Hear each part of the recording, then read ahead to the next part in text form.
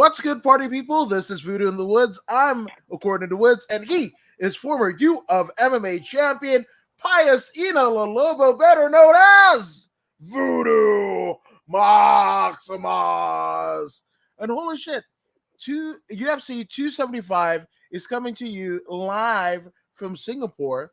And man, this whole card, I go back and forth. I'm like, is it a conspiracy theory? Like, oh, maybe they didn't have as strong a fucking card, so they take it out of the U.S. market and give it to Singapore, a market that doesn't get a whole lot of UFCs. So they're like, we'll piece that more market, maybe get another TV deal in Asia. I don't know what the fuck. But then also, the fucking, especially like the fucking top 3 fights, God, I mean, in terms of like name value, you're like, right. But then fucking watching the embeddeds and watching the countdowns, like I already know fucking Yuri and Glover is gonna be fucking crazy. But everything else, Talia Santos versus Valentina, that's crazy. We get a fucking rematch of Zhang Weili and Joanna Jędrzejczyk, a returning Joanna Jędrzejczyk who hasn't fought in the octagon since that fight back in 2020. Yeah, actually it was like, I think it was 2020. Yeah, it's been 2 years. Mm-hmm. Yeah, because I remember being at my homeboy Adam Leach. Shout out to Adam Leach, but he had a party for his wife like in late February, early March, before lockdown happened and whatever. And my wife was sitting there like, we gotta fucking shake the spot, like this COVID shit. And my wife had already been talking about COVID since I want to say it was October or November 2019, right? So like it was a bunch of us like together out to the spot in Alhambra, and she's like, I don't want to be around or whatever. But I was like, this fucking fight, and they were playing the fights and whatever. And you saw like Joanna have one of them damn Klingon heads from fucking Star Trek Deep Space Nine and shit. And Joanna hasn't fought since then. So this fucking card is nuts. It's nuts. Indeed, it's nuts, man. I mean, we have Joanna Jędrzejczyk, like you said. I thought she won the match, but it was given to Zhang Weili, which is fine. I like both ladies. You couldn't go wrong with either one of them winning or losing. It was what it was, but I thought Joanna won. But Joanna being the type of individual that she is, she put all that energy into business. Started up a few businesses, opened up a supplement line, cosmetics line, this line, that line. Hey man, she's an entrepreneur. She takes that. You know how Dana White says, you're an independent contractor. She takes that to heart. And, she went out there and doubled down, and now she's winning. Now she doesn't have to fight for money anymore. She's doing very well, and she's only back because she wants to. What a life when you're coming back to fighting only because you want to. Yeah, absolutely. Man, you were talking about the clothing line, the product line, and everything. It's not the John Jones line or the damn Cowboy Cerrone line dancing or whatever. Different types of lines for sure. But speaking of lines, round down the bodyslam.net line, the good brother Shane Husky says, who's the man without the hoodie? It's Voodoo Maximus. What up, fellas? And the good what brother up, Shaman Steve. Good evening, gentlemen. Good evening, Shaman Steve. But this is a fantastic card. Great to have everyone here. It's been a while. We're back, Shaman. We're back. We're back. Like Lethal Weapon. Yeah, hell yeah. Murtaugh and Riggs are back. Are you Riggs or am I? No, are you? I'll be the old guy. Okay, I'm Riggs. I'm fucking Riggs. Fucking eating Alpo at the can and shit. That seems like me. Yeah. I'm too old for this shit. Yeah. God, I need to be watching some Lethal Weapon. Dude, maybe just like one of these weeks I'm gonna fucking kick it with like Lethal Weapon in fucking 48 hours. Just watch all them motherfuckers through. So great. Yeah, so fire. Like Kane and the Undertaker. Hell yes. Yeah. But I mean, speaking of fire, I think we go into the first match of this UFC 275. Now, mind you, This is going down in Singapore. Mm-hmm. So it's going to start. The main card starts at 6 p.m. Pacific Standard Time, right? Mm-hmm. Actually, Eastern Standard Time. So it's an early fucking card we got here, Mm-hmm. and Mm-hmm. it's a 12 fight card headed by Yep. the UFC Light Heavyweight Championship to be contended. But we're going to get started off in the women's featherweight division. This is Mm-hmm. kind of crazy because women's featherweights aren't getting the love. Everybody says there's not enough stars, not enough competitors. But Jocelyn Edwards actually moving up. Jocelyn 10-4. I believe her moniker is La Pantera. I might be wrong. I'm I probably think wrong. you're right. Nope. See, because we've been talking to her, literally, talking about her in reference to her, right around the formation of this show. Like started doing the show right around the time she was making her UFC debut, and here she Yeah. is. She's a King's MMA protege with the great Mm-hmm. Rafael Cordero, amassing a Mm-hmm. 10-4 record. But it's been kind of up and down go for her because her first win in the octagon was on the historic UFC on ABC One, where she wins a unanimous decision over Yunan Wu, right? But Mm-hmm. then she loses via unanimous decision to Carol Hossa and Jessica Rose Clark, right? So Mm-hmm. um, now she's fighting Ramona Pascual, and Pascual is 6-3, fighting out of Syndicate MMA, but representing Hong Kong, right? Um, and it's the other side of the story for Ramona, because Ramona is actually on a she was on a 4 fight winning streak, and that came across 4 different promotions, that being WLF Wars, Icon Mm-hmm. Fighting Federation, which you can find Icon on UFC Fight Pass, Invicta FC, again my favorite MMA promotion, right, all female, Mm-hmm. and then but then she loses her UFC debut earlier this year, in February to be exact, to Josanne Nunez, right? Mm-hmm. So Mm-hmm. here she is to kind of make it right. So both ladies on a losing streak, so to speak. Mm-hmm. Ramona with only one loss, but that happens to be in the UFC octagon Mm-hmm. versus uh, Jocelyn, who is on a 2 fight losing streak, and both Mm-hmm. being in the UFC. So who you Mm-hmm. got, Voodoo?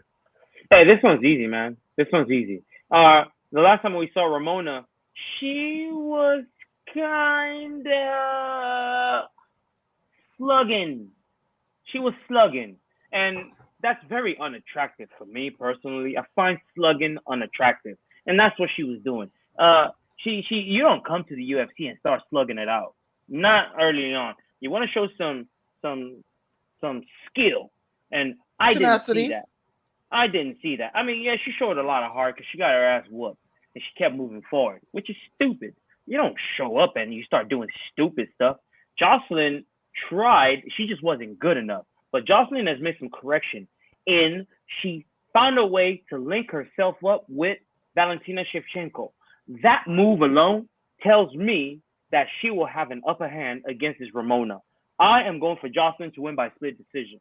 She will move around. She will stick and move. She will try and score points rather than slug it out and go for the knockout.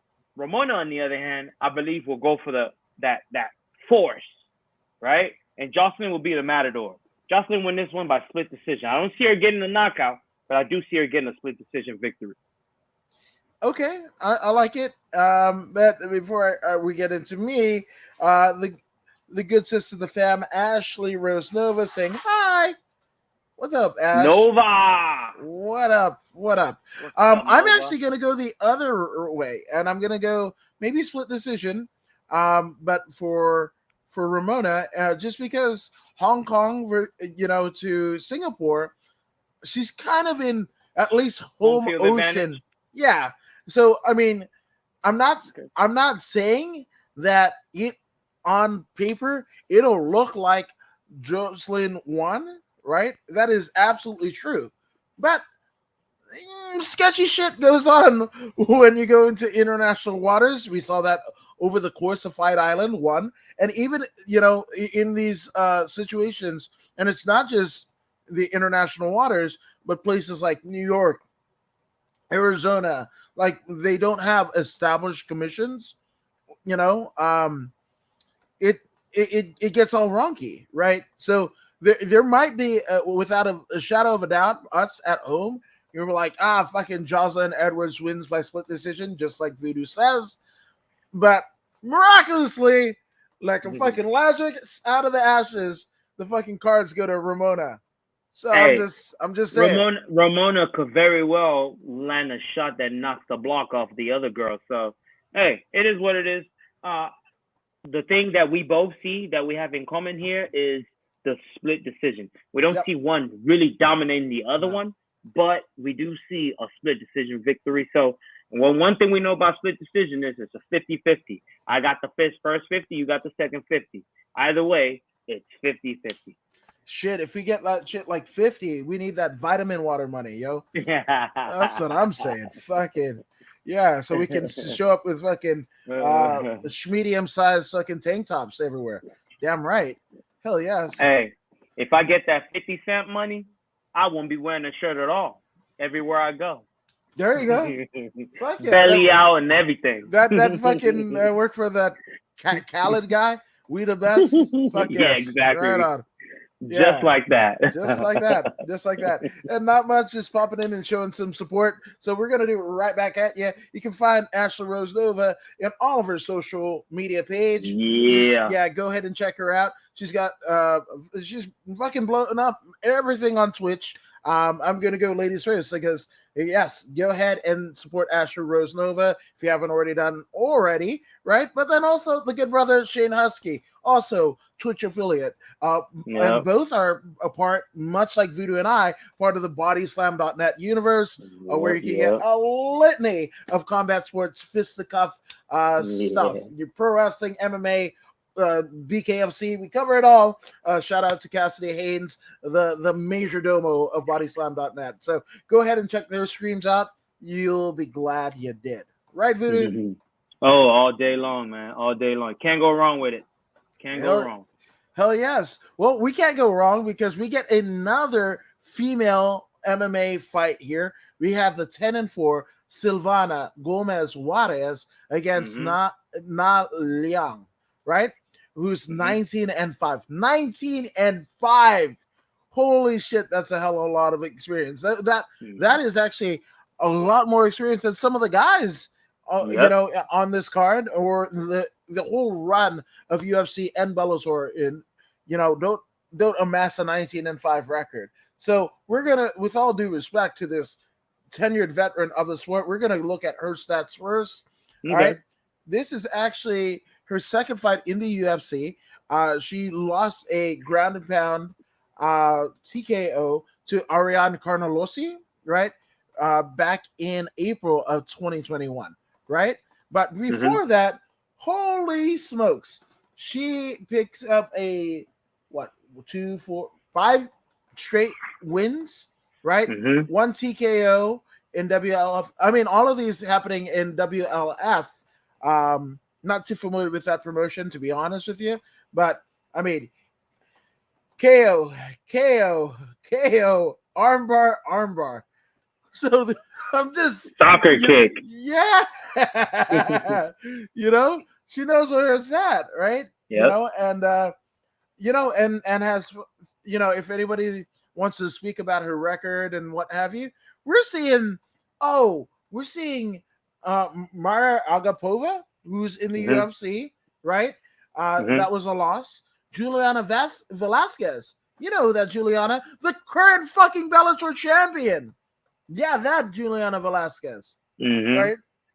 And yes, it was a losing effort, but again, anybody that wants to go, sniff skeptical stuff on her record, well, there's two names right off the bat that speak, volumes to me, and I'm not. Liliana Jojua is in here too, from back in 2016. So she's faced, and again, anybody who's, better than anyone, anybody that decides to step on the cage, amateur or pro, there's a Respect. certain level of respect that happens there. But I mean, there's three. One's the current Bellator world champion, and two are in the UFC currently. So I think she's in good company, right? Yes, Right? indeed. Yeah, Yes, indeed. that holds up to me. Right now, we're going to Silvana Gomez Juarez, who's 10-4. Malvada is her nickname. She's a veteran of UWC in Mexico, as well as the Lux Fight League, as Combate Americas as well. Um, Combate is I've got a history of, or with rather, and Lux Fight League. You go ahead and check them out on the UFC Fight Pass, as well as UWC out of Mexico. Those two promotions, I mean, you're starting to see a funnel of fighters coming from those promotions, and Lux Fight League. Go ahead and check them out, man. Like the white cage, right? Right, everything. They've got gold centerpieces. The gloves are gold. Like it's just a top class promotion. And I'm a belt guy, right? I'm a fan of the belts because if you're a champion of a place, right, of a promotion, well, you should look like like a championship. The championship should be befitting of the promotion in which you fight for. That's my deal. The Lux Fight promotion championships, good God, they're amazing. They're aesthetically appeasing, right? So Savannah has basically plied her trade up and down the roads pre-UFC. But then coming into the UFC, Jesus Louises, she gets former LFA champion Lupita Godinez, who she loses to via armbar, right? Lupita, or Lupi, as many of us know her, is a former LFA champion, right?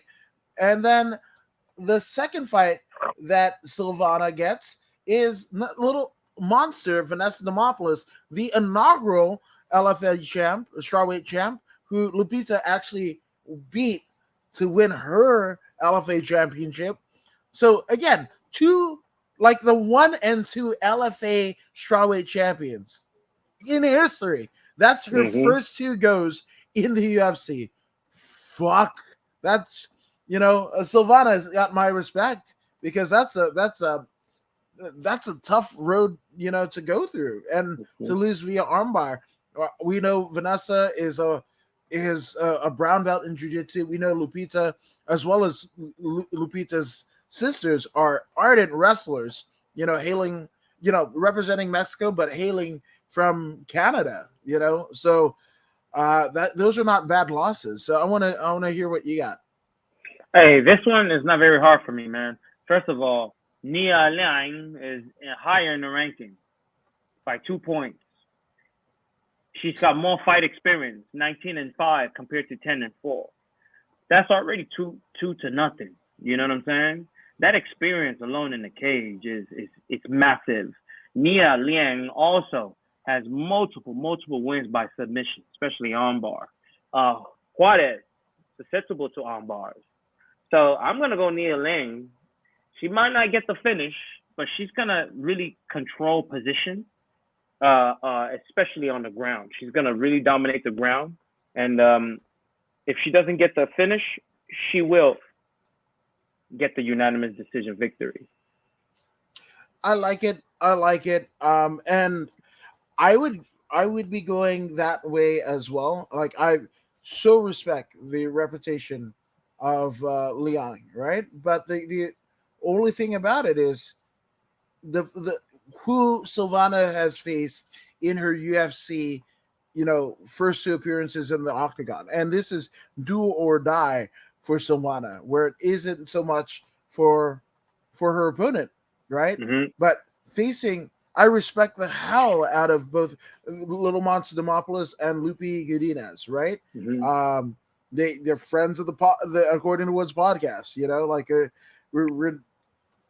So, but they're grinders too. Yeah, 100%. 100%.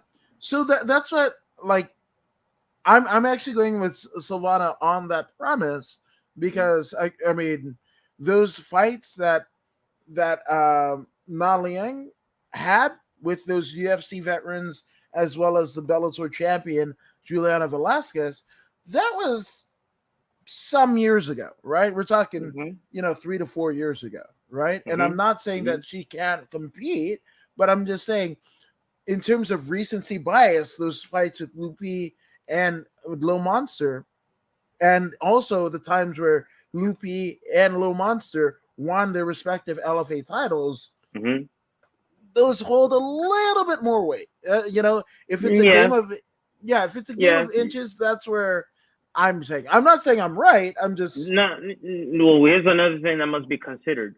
What's her name?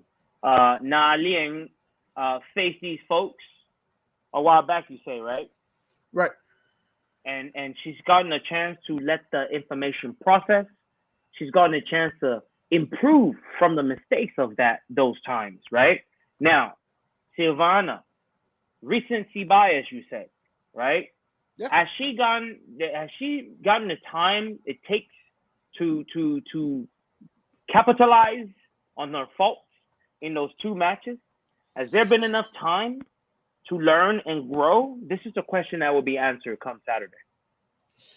You're absolutely right. I'm going to stick to my guns on this one, but I think the fact remains that we really don't know these two ladies very well, right? So it's really not a bad 50-50 split. You know what I'm saying? It's not a bad 50 because we don't know them. We barely know them. So it's not a bad 50-50 split. I'm not mad at you for going the other way at all. Yeah, but these questions will be answered come Saturday. Yes, all the more reason to view however you want to view it. You can purchase it or the dubious, the dark web exists for such things. So I'm just saying. But speaking of things that we like to say, what we like to say, Donna Batgirl, right? 12-3. One of our favorite bantamweights here, fighters to talk about. He's repping Mongolia, right? He is Storm Dana Batgirl. Let's look. He's training at the renowned Jackson Winklejohn in Albuquerque, New Mexico, right?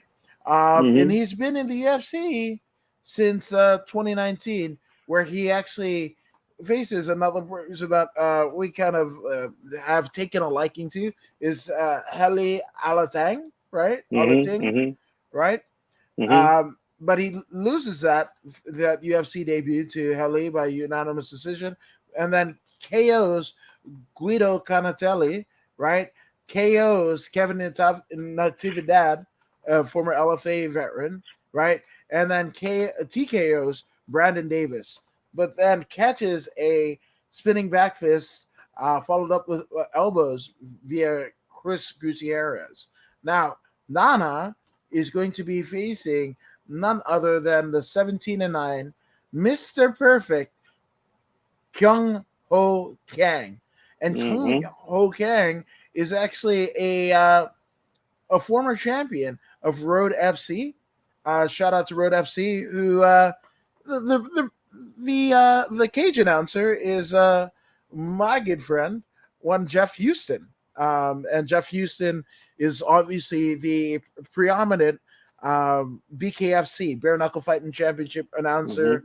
But in terms of his MMA contract, it's with Road FC. So good to know that, I mean, Kyung Ho Kang has that pedigree with him. Now, in his UFC debut, and I mean, this was a while ago, this gentleman has been in the UFC since UFC on Fuel TV 8, where he has Fuel TV, not Fox Sports, not ESPN Plus, no, Fuel TV. That was back in 2013 when they still had the fucking, what is it, WEC, as well as the Tap Out show with punk ass punk ass skyscraper in the dearly departed Charles Mass Lewis, right? But no contest to Alex Caceres, then loses to Chico Camus. I mean, I could go down. We're going to be here all day if I ran down all of the Kung Ho Kang notables who have been on one side or the other of his record, right? But most recently, he loses a unanimous decision to Ronnie Yaya. But guess what? Just like Kung Ho Kang is an ardent veteran of the UFC, of MMA in general, Ronnie Yaya, Jesus Louises, how long has that guy been in there? OG, right? So I'm just saying, like I this is a really interesting fight, but I think this is where King Ho Kang gets put out to pastures. There's a couple fights on this card where I'm all like, oh, they're getting rid, like this is a lamb to the slaughter where they're gonna take Old Yeller fucking behind the barn or whoever, take him out back and shoot him right in between the eyes. That's right between the eyes. That's it. So I'm going with Dana. KO. I'm going with Dana as well. Because when you look at the young man's record, Kyung Ho Kang, he's a good striker. He's a very good striker. But when he goes against those people who are very skilled in grappling, he tends to run into a wall. And Dana is a very good grappler. He will stand with you. He's got the stand ability, but he's not going to waste his time standing with this fella. First of all, he's high in ranking, so he's not going to want to lose that spot. Second of all, he's a better grappler. So why not grapple Kyung Ho? Why not? He's going to grapple Kyung Ho, and he's going to win by unanimous decision or ground and pound. Yeah, I like it. I totally like it. So, yeah. What round do you say? Third round finish. Okay. Third round finish. I want to say it's a buzzer beater second round. Okay. I'm not mad at that either. Yeah. Yeah, it'll definitely come after, like, what, if it's 3 5-minute rounds, so it'll come after the third minute, I feel like.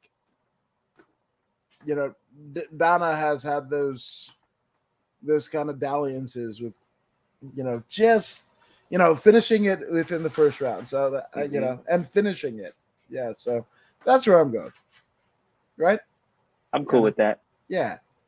But speaking of cool, we don't have the Portuguese man of war, Aldo Montoya, but what we do have is the Portuguese. Yeah. The Portuguese, Andre Fialho, right? 16-4 is Fialho. He is on a 2-fight winning streak that holds the names of Cameron Van Camp as well as Miguel Baeza, where he KOs both of them in the first round, right? But prior to that, he loses his UFC debut to Michel Pieta, someone you, Voodoo, had talked to me about when Pieta was making his UFC debut. It was like, that is the boogeyman, especially when it comes to style bender. Michel Pieta is. No. Not oh, that's Michel. not him. Is there another Pieta? Michel is a clown that just does backflips off the wall and all. Oh, that guy. Yeah. Okay, never mind then. Everything I said, disregard. Yeah, I mean, he's changed since we've been talking about him. I think he's been listening to us. He's changed a lot of that unwarranted movement. He's gone away from it a little bit, and he's reserving some of that for the later third round. So he's winning lately because he's not doing dumb things. So shout out to Michel Pereira, but he is not the one. Alex Pereira, on the other hand, Poatan is the murderer that you speak of, my brother. Yeah, that sounds about right. I'm getting my Pietas confused. But anywho, so Andre Fialho, right? Beat Miguel Baeza, beat Cameron Van Camp, but lost to Michel. And then, most of his fights have been in UAE Warriors, right? He did have a a little dalliance, a cup of coffee in both. Actually, not just both, but in Bellator, PFL, as well as LFA, right? And the PFL, he actually lost to Action Man Chris Curtis. You know Chris Curtis, one of Yes. when he went on Dana White's Contender Series, fucking broke his hand the opening stanza, and finds a way to super kick a motherfucker until he's dead dick in the dirt. That Action Man, right? A former CES champion, right? So that's Andre Fiallo, right? Yep. Now on the other side of the docket, we have none other than the Australian 17-5, the Celtic kid, Jake Matthews. Matthews was on a 3-fight winning streak that saw him beat Rostem Akman via unanimous decision, Emil Weber-Meek unanimous decision, and he goes to Diego unanimous decision over Diego Sanchez. I remember that because everybody was like, why didn't you just fucking kill his crazy ass? Like, put him out of his misery. Everybody was super fucking frustrated, myself included, that Jake Matthews didn't finish off a ailing, it meant mentally and physically, Diego Sanchez. So ailing. Yes, and then he lost, and then Jake, being the he I'm talking about, lost to Sean Brady via arm triangle choke. So I'm not mad at that loss. Right. Sean Brady ain't no joke. He's no joke, but when you go to a unanimous decision with an ailing fucking Diego Sanchez, right? When the fucking who's that guy was fucking punching him in the head naked, upside down? That motherfucker, whoever that motherfucker, I've already forgot his name.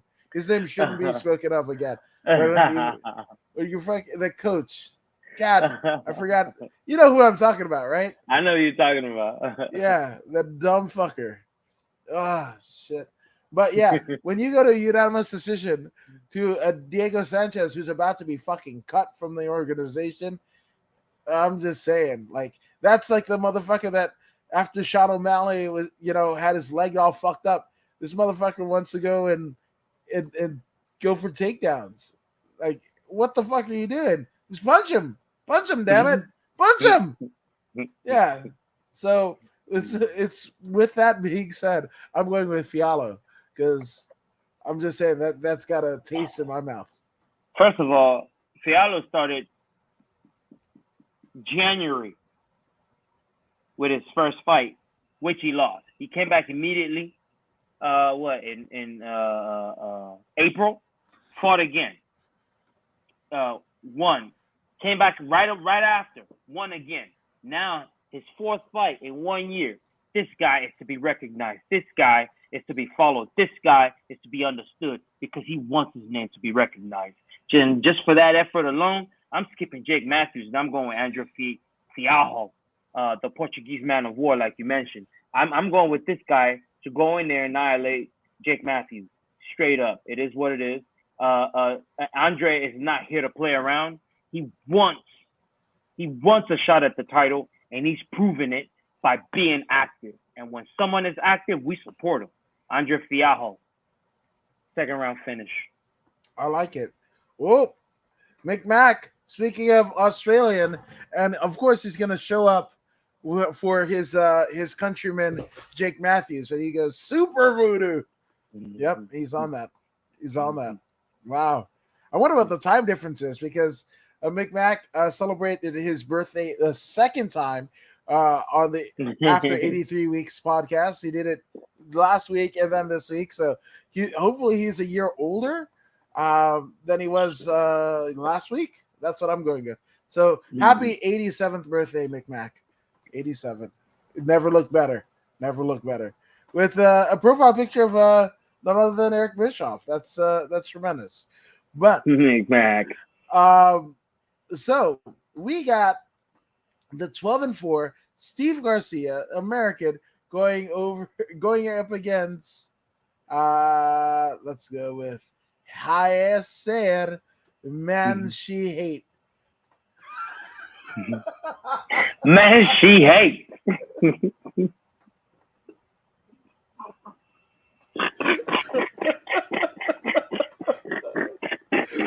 Oh, if you guys don't already know that it's Pride Month, so don't hire Sarah Man she hate. Hi, sir. Man, she hates. Like, hiya, sir. Oh man, she hate.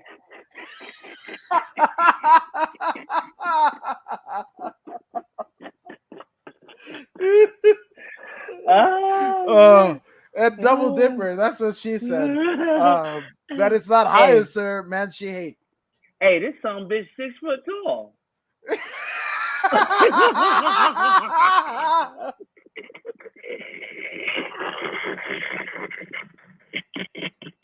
Well, he has to be that tall to hiya, sir.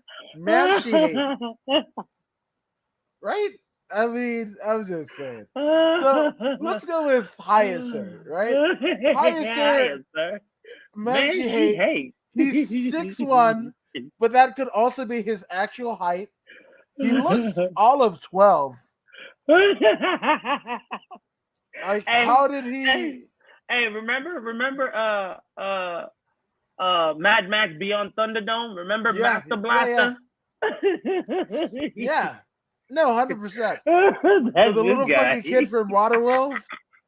Jesus Christ. Yeah. So hiya, sir. Man, she hate. Uh, man, I want to need a T-shirt with hiya, sir. Man, she hate. That's what I need in my life. Like, and not no fucking bullshit ass Venom T-shirt. I want a real fucking T-shirt with him looking like he's 12 with his actual name, Man, she hate. But Oh my god. Man, she hate. Oh man, she hate. Yeah, Oh. basically got his start on M1 Challenge, right? M1 Global, right? Fedor's promotion, right? Yep. He loses a unanimous decision to Nikolay Goncharov. Yeah, Okay. right? And Mhm. then he goes to WLF Wars, and that's W.A.R.S 40, Mhm. and he faces Nanan He.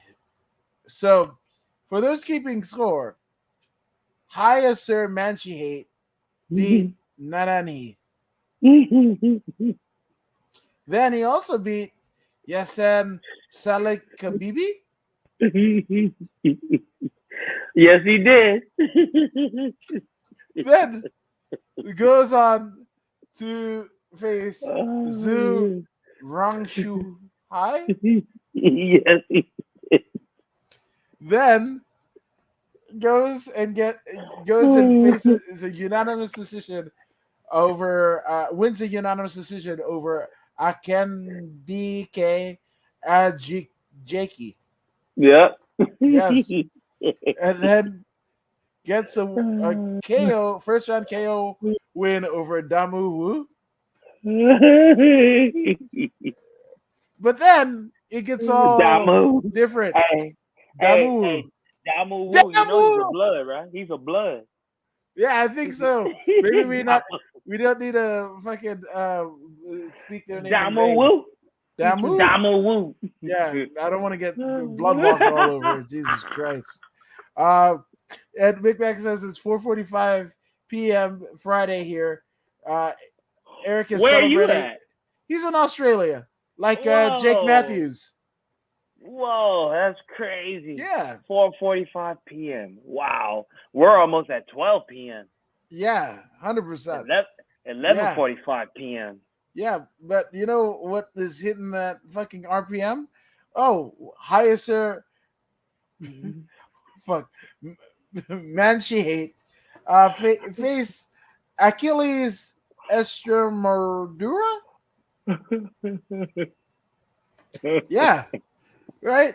No, he's facing Steve Garcia, the Mean Machine, who has a name Oh, that I can. oh I my don't know. god. Yeah. So with Mean Machine Steve Garcia, 12-4, fighting out of Jackson Wink, right?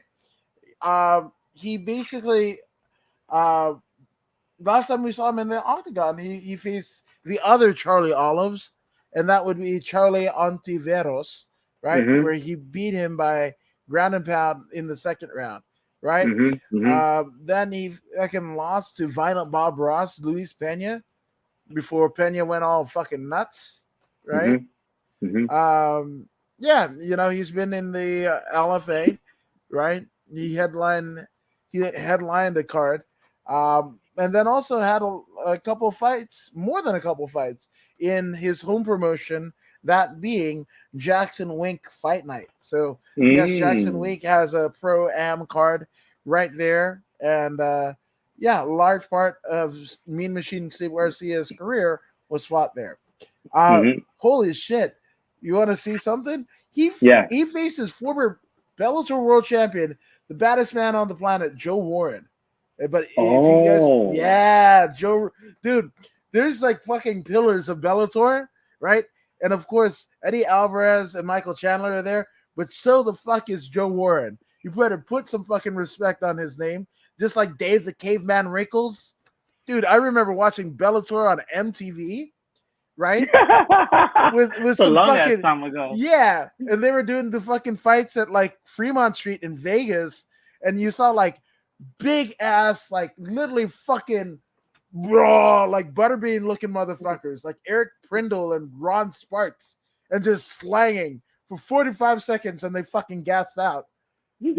Everybody talking that shit about fucking Dada 5000 and the late great Kimbo Slice and shit like that. But fucking Ron Sparks and Eric Prindle, put that in the fucking YouTube machine. That 45 seconds and they fucking gas the fuck out. They are on every damn Canelo horse meat this side of Uranus. Jesus Christ. Just fucking looking like fucking Butterbean versus Scott Flash Norton from WCW. That shit was Wow. wild. That's how I found Bellator, with Sean Wheelock and fucking Jimmy Smith of Monday Night Raw. Crazy enough. But yeah, man. So you better, fucking the fact that Steve Garcia, yes, it was a unanimous decision, but you went all fucking what 3 rounds of the baddest man on the planet, fucking Joe Warren. Fuck yeah, dude. That's saying a lot. I'm going with fucking, as much as I love, hey, sir, Manchi. This Mean Machine fucking went to a decision with the baddest man on the planet, Joe Warren. I'm going with Steve Garcia. Hey, I'm going with Steve Garcia as well. There's one thing to be 102 worldwide and 32 in China. Hiya, sir. It's 32 in China. If he was like top 10, then I'll be like, okay. But he's not even top 10. 6-1. Though his record says, he's this and he's that. Steve Garcia is a freestyle wrestler.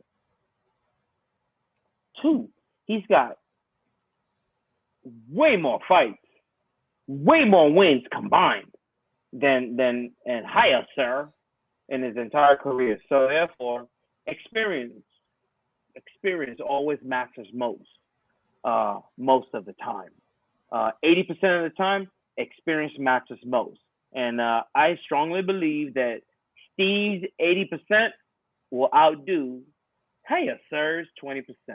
It is what it is. I'm going with Steve to control the ground game, the fence game, and the only place he might have an issue is with the striking in the middle of the cage. So clinch him up, put him on the fence, take away his striking, take away his kicking, and what does Hiya Sir have after that? We will find out. Either way, I'm going with Steve Garcia. American. Yeah. America, fuck yeah, I guess, right?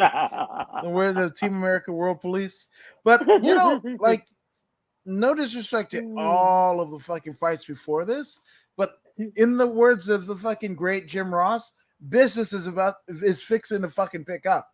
Because all of these fucking fights, again, you might not know them in name, but these are names that Voodoo and I, over the course of doing this show over the last 2 some odd years, I mean, we've been able to see them all make their UFC debuts or triumphs in the UFC after a long kind of, I mean, they weren't household names, and even still, there might not be household names, but I guarantee you, from here on out, you're gonna see some fucking viral Instagram reeled, fucking Snapchat story mode, whatever the fuck, on any one of these, if not all of these fucking fights. This is tremendous. But we're getting started off with the Australian Josh Kulibao, and that big ass DFC fucking belt that he has. Jesus Christ! Oh, that's a fucking, I don't know what the fuck. A big ass diamond with on stacked plates that might as well be just fucking a sheet metal. It would stuck sheet metal on a fucking cardboard, whatever. Stuck some fucking, Michael's fucking craft store fucking leather on it. It was like that's the DFC fucking championship, and we're gonna make the fucking Josh Kulabao, Filipino descent for those of you guys that are unaware. But yeah, we're gonna give that to fucking Kuya when he wins his fight. So, anywho, I don't know. So we've got Kuya, who has been in there with Jalen Turner. That was his UFC debut. Lost to Jalen. Has a decision draw to Charles Air Jourdain, right? But then comes back and then beats Shaylan Nuradanbeki, right? Via unanimous decision, right? Now, on the other side of the docket, we have none other than Sung Woo Choi, who looks like a member of BTS. Who I don't know if you guys saw fucking BTS over there in the White House. That shit looked like they were damn animatronics. It was, I can't even believe those South Korean boys were so pretty. They didn't even look real. It was just weird. And they were like, "Oh, we care about the environment and shit." I don't even know what the fuck they were saying. But there was this one whose eyes were just like this. Like, what the fuck? What am I doing? Like he looked like he was on an acid trip. And like all of the other ones were fucking speaking. It was like, nope, not this one yet. Not the okay. And they limited his ass to 5 words. But Sung Woo Choi looks like he could be in a fucking Korean boy band, man. Like dude's got K-pop. looks. Yeah. Dude's got looks, but he can also fucking fight. Because that's why they call him Sting, right? Not the message in the bottle police Sting. No, different type of Sting. But that's Sting. And not WCW Sting. Yeah. Woo! Now AEW Sting. No, right? no. But check not this out. Not wannabe Crow Sting. Yeah. Or the Joker. Showtime. But check this out, man. Like, we might talk about this, Woo Choi's looks, but he's been in there with some bad motherfuckers, right? Yep. We're talking, we're, obviously in the, South Korean Asian market, right? Where he, fights in Top FC, Art of War, TFC, all over the place. But he gets to the UFC, right? Loses a unanimous decision to Mozart Evelev, who's going to be fighting higher up on this particular card, right? We've seen Mobzar. We saw him last week. Oh, was it last week? Yeah. Yeah. He fought last week. Yeah, I knew he fought somewhere recently. But yeah, Mobzar is a bad motherfucker, right? Then loses via rear naked choke to Governor Gavin Tucker, right? Via rear naked choke. But I mean, this is in the 3rd round. So, Sung Woo Choi was hanging in there, right? Then he gets a unanimous decision win over Suman Mokhtarian, right? Then unanimous decision win over Yusuf Zalal, right? Whose ears look so cute. He looks like he has pinback ears. It's so weird. Mr. Yusuf Zalal. But then KOs Julian Orosa, right? Back in 2020, right? At UFC Fight Night. Can't remember which one it was. But then loses to Alex Bruce Leroy, boring ass Caceres, right? Just boring as these motherfuckers, boring as shit, right?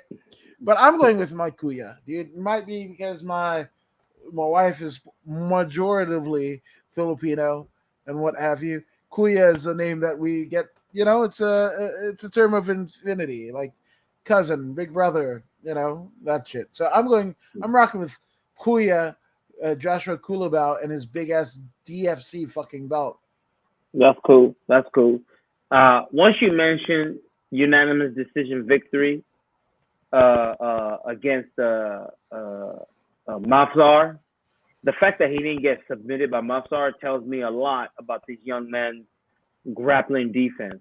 Yes, he lost to Caceres, but the fact that he was able to defend against Mafzar's assault, that's that speaks volumes right there, because Mafzar is an assassin. He's a Russian killer. He's a Russian ticking time bomb, just waiting to go off on somebody. And just what, a week ago or 2 weeks ago, Ige, 50K Ige felt the heat, and he was stopped by Mafzar. So Ige is no joke. And if this kid could last against Mafzar and not get submitted or finished, that's speaking a lot. Joshua, he's good, but Su Wu Choi has more experience. So I'm gonna go with Su Wu Choi to touch him up a bit and win by decision. I'm not mad at it. Not mad at it at all. This is, like I said, like from here on out, these fucking cards, these fucking fights. Like, whoo, shit, man. I wish I was in Singapore, dude, because these are some motherfuckers amongst motherfuckers, man. Oh yeah. So we got the 6-1 Jacob Malkoon, right? Mamba Malkoon, right? Who's, I mean, he was just in there with AJ Dobson, right? Winning via unanimous decision. Unanimous decision win over Abdul Razak Al Hassan, losing to Phil Haas. But Phil Haas is literally built like a fucking brick shit house. Just muscles on top of muscles. So Phil Haas KOs him, but that shit happens sometimes, right? But Malkoon, who again we've been acquainted with during the course of doing this show, right? And he makes his UFC debut right in the thick of us doing this show, right? We even learn how to pronounce his name correctly. So it's Malkoon. Yeah. So he's going up against Brendan All In Allen. Obviously, all in. Not the AEW All In, this, the MMA All In. That's Brendan Allen, right? That poker All In. Yeah, which I think comes. I mean, that's where the AEW got their shit from, but I don't know. I don't know shit about poker. I don't know shit about fuck when it comes to that. I'm all in. There you go. Voodoo's all in. Yeah, right. But let's look at Brendan Allen. Right, he's he mixes up his shit. He does fight to wins. He does like all-ins, grappling tournaments, all up and down. He's just a complete mixed martial artist, right? Has wins over, Moses Marietta, that's home team. Anthony Hernandez, who he lost to. He actually lost to Eric Anders, ya boy, early on in his career, right? But there was a time where he was on a 7th. Oh, wait, actually. Larry Crown, Tim Hiley, Moses Marietta, Aaron Jeffrey, Kevin Holland, the Trailblazer, Tom Breeze, Kyle Dawkins. That's an 8-fight winning streak, right?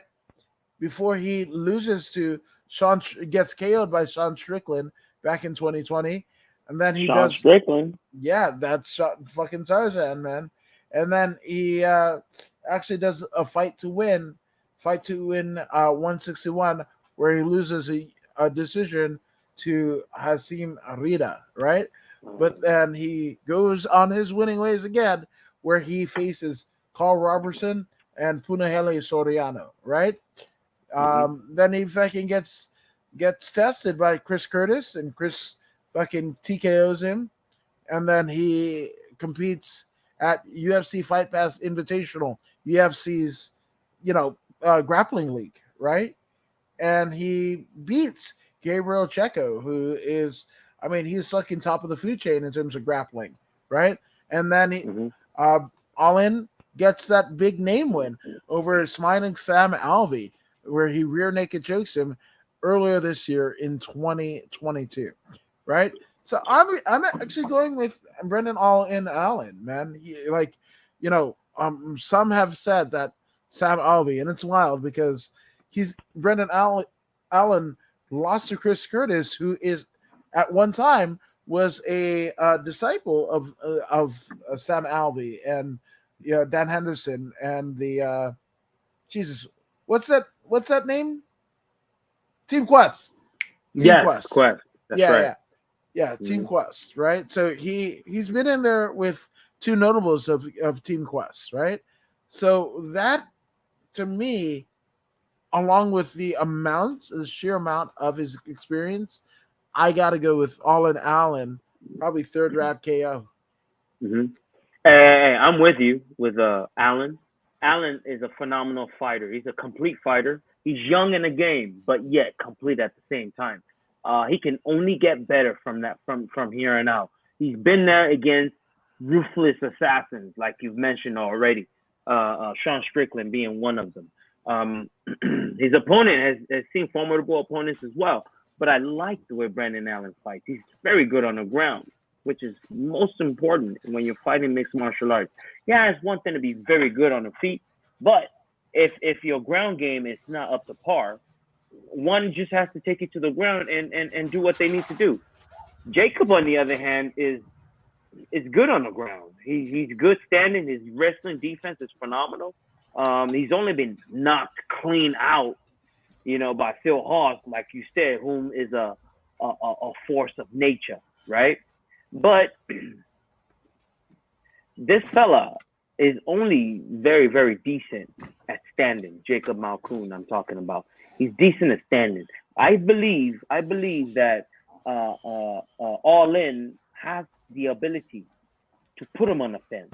Not only put him on the fence, put his big body on him, his height, put that height on him, wear him down, take him to the ground, and pretty much control the match. He might not be able to take him to the ground and keep him on the ground, but I believe he'll be able to put him on the fence and just bore him to death. And in doing so, can pick up a split decision victory. So I'm also going with All In, Allen. There you go. Now, Gaming Duck 43 says, I farted. Congratulations. I tooted. Also, congratulations. Hopefully, you don't toot where you fart, right? And I tooted. He knows what he has said, but Micmac says, nah, he will get flogged. Like, yeah, he should get flogged for tooting. Yeah, absolutely. Now, Alex Ramirez, the good brother, says, hey, guys, are you familiar with Camo? Of course. I'm familiar with Camo. I'm very familiar.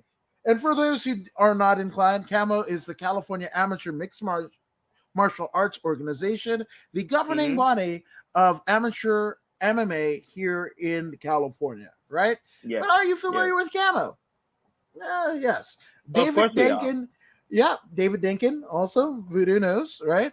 Yeah. Sanctioned a lot of his fights. Reached out and invited me to learn how to become an MMA inspector.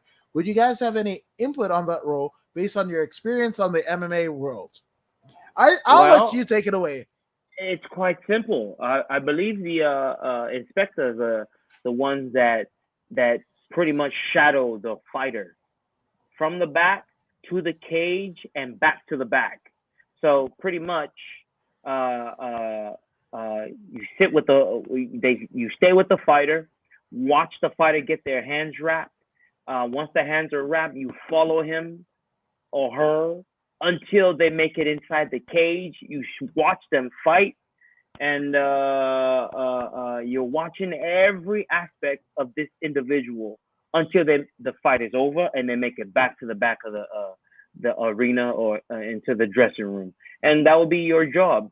Is it a good job? I think it's a good job. I think it's a good job because you get to mingle. Well, you don't really get to talk to them. You could talk to them, but they don't really speak. They just watch you. You know, you just watch the individual, you watch the fight. They go to the bathroom, you go to the bathroom with them. Just make sure everything stays copacetic. And you know, if you're into that kind of stuff, hey, this is the job for you.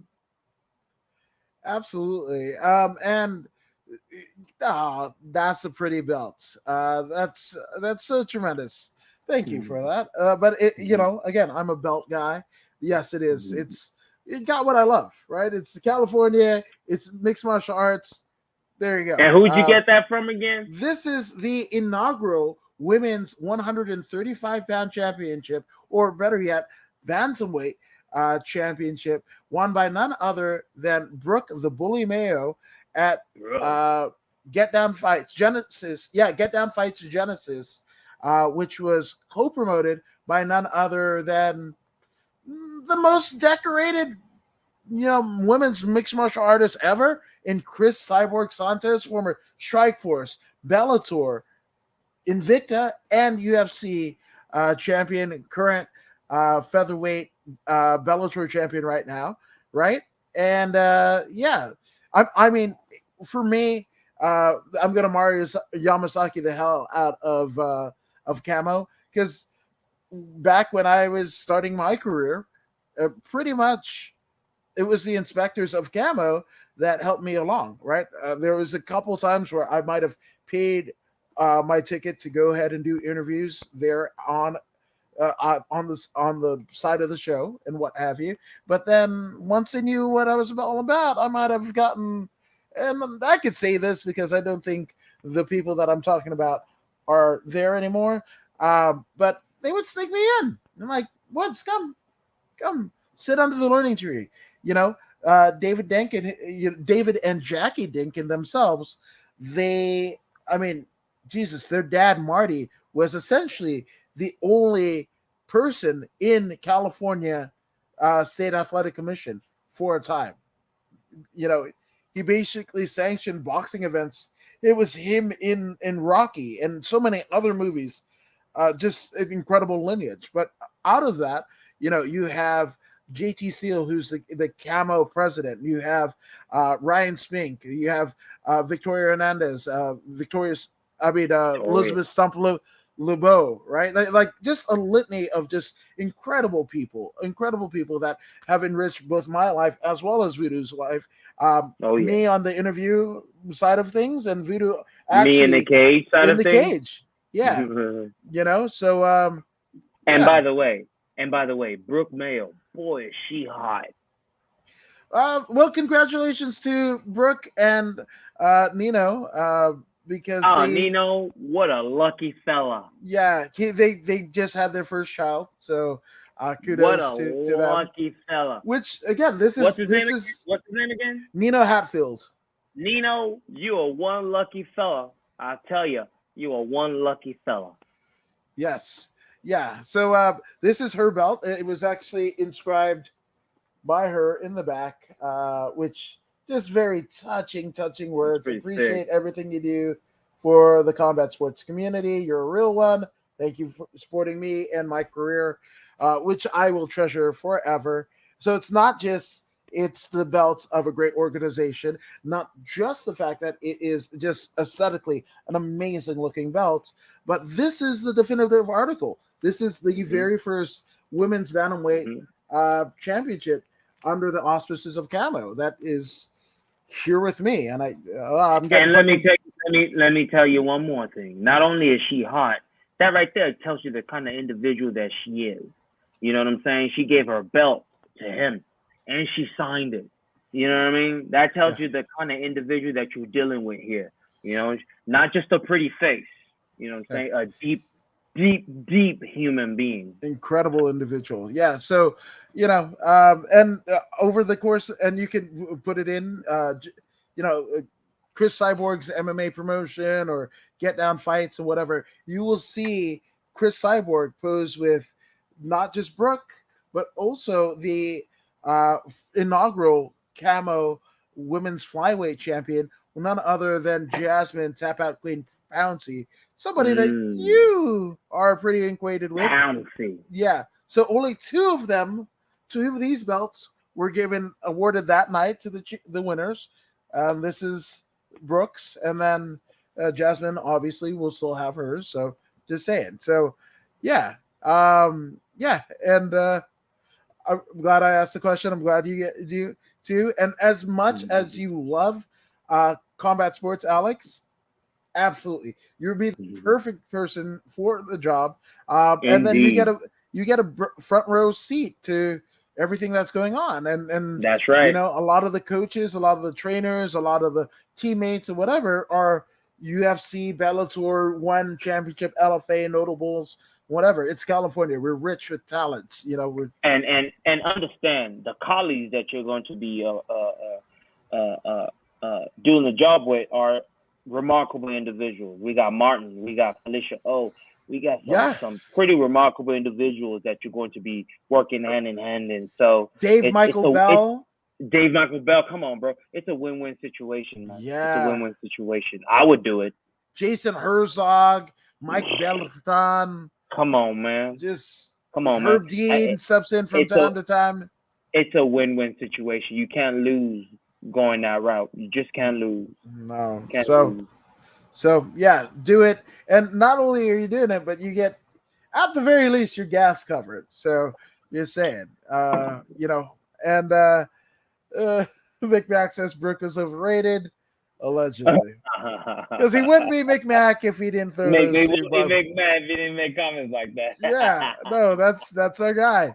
So yes, so absolutely. Allegedly, Steven. Yeah. Allegedly. See, I got offered the same thing, but see, my problem is I would be less about like if fucking raps or rapped or whatever. I'm just gonna want to fucking interview them. So that's and I told Dave Dakin, I was like, I just want to interview. Like I can't just go to the fucking fights. I'm gonna feel the need to interview, which might be a conflict of interest. But I mean, if I wasn't me, I would do it because they actually get a better view than I do. So just saying, yeah. Hey man, they get to be hand in hand with these superstars, man.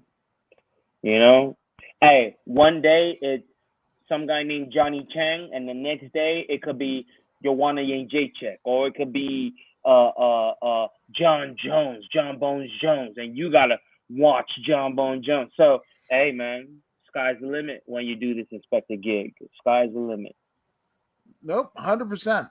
Now speaking of sky's the limit, and we're not talking about D'Lo Brown's lowdown finisher, but we are talking about the 11-2 Jack Della Maddalena, right?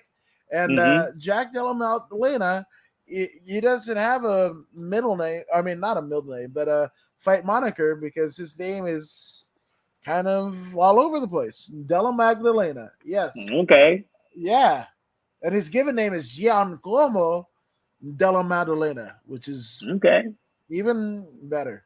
But in terms of Jack, man, Jack has been on a tear, losing his first two professional MMA contests, and that being a KO loss to Alden Bates back at Eternal MMA 15 back in 2016, and Darcy Vendy at Eternal MMA 17, where he gets caught in a rear naked choke. So for those who are kind of keeping up with the record, he gets finished his first two pro MMA fights. And in many cases, there have been people, both male and female, who have called it a day after two straight losses. Maybe this ain't for me, right? But what does he do? No, he comes back. At Eternal MMA 20, he basically beats Brant Cogill via KO, right? And he starts a winning streak that is continuing to this day, right? That went through Eternal MMA, through Dana White's Contender Series, and in through his UFC debut, where he KOs Pete Rodriguez on the undercard of the Francis Ngannou-Cyril Gane fight, right? So that's Jack Della Maddalena, right? Now, on the other side, we have the equally tough and durable Goretz Ramzan Imaev.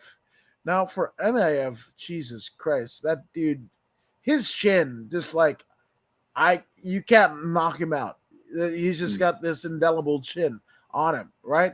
But he's a veteran of M1 Global, Pro FC, Lipstick Mixed Fight Cup.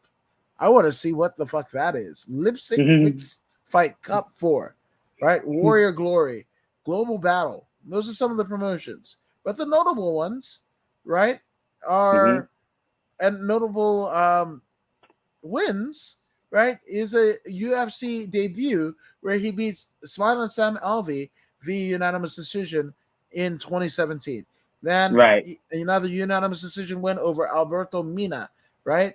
And then another unanimous decision win over Stefan Sekulik, right? Then he loses to Anthony Rocco Martin via unanimous decision, but he comes back and rebounds, and he beats Nicholas Stolze, David Zawada, until he runs into Danny Roberts, right? But Ramzan, Jesus Christ, the amount of fucking fights this guy has had. What say you, Vidu? This one is a tough match because Ramzan is he's a veteran of the sport. He understands what he needs to do to win. Now, Jack Della Maddalena, he needs to come in there and he needs to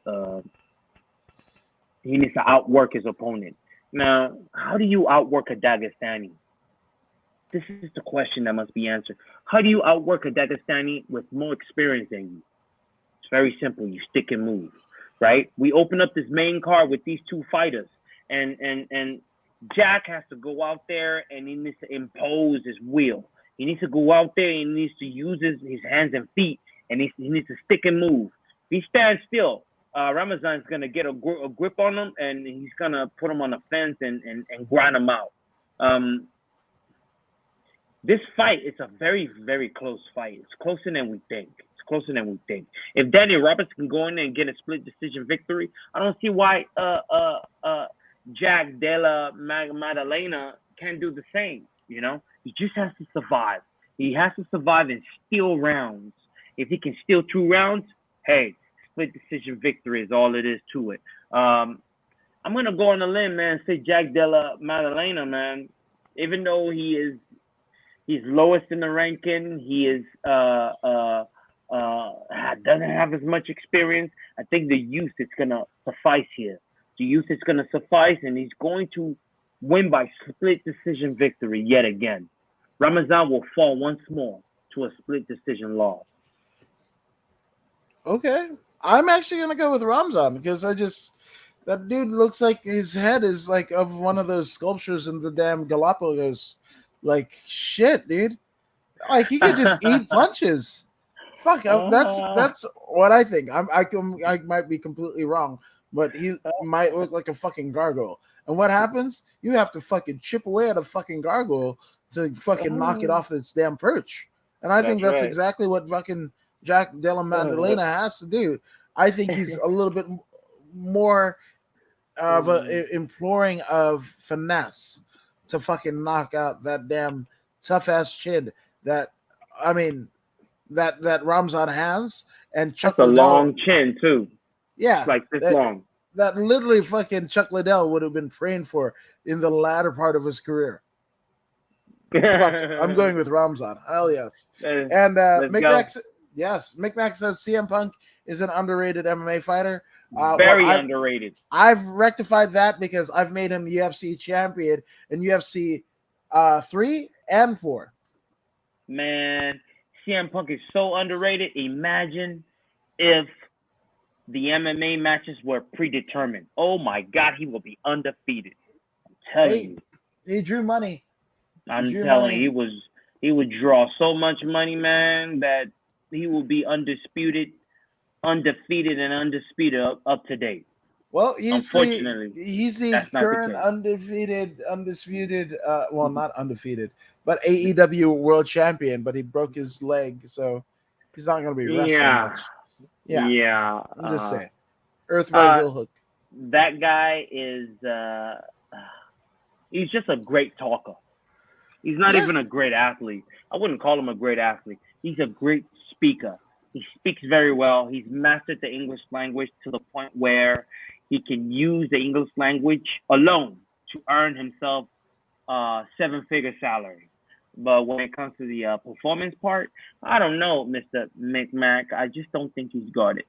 I'm just being honest. I've been around this sport. I'm not talking about mixed martial art. I'm talking about the sport of WWE and professional wrestling. I've been around for a very long time, and I've been watching since the days of Oz Baker and Dino San Martino Bravo. or whatever they. Dino What'd you Bravo, say? Bruno Sammartino, Dino Bravo before Dino Bravo. What's that Bruno fella with the Sammartino. with the bone? He used to have the bone. He used to crack fools in the head with the big giant bone. Oz Oh, Baker. you're talking about the Moondogs. The guy with the heart punch.